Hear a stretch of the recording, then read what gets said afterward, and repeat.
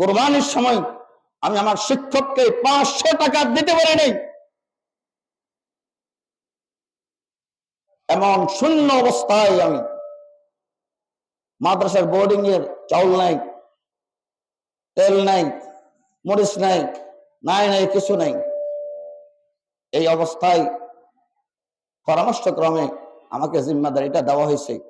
আমি আমার পকেট থেকে সর্বপ্রথম 1000 টাকা বের করে দিয়ে 1 পোয়া মরিচের গুঁড়া কিনেছি, 1 পোয়া হলুদের গুঁড়া কিনেছি, 2 কেজি লবণ কিনেছি,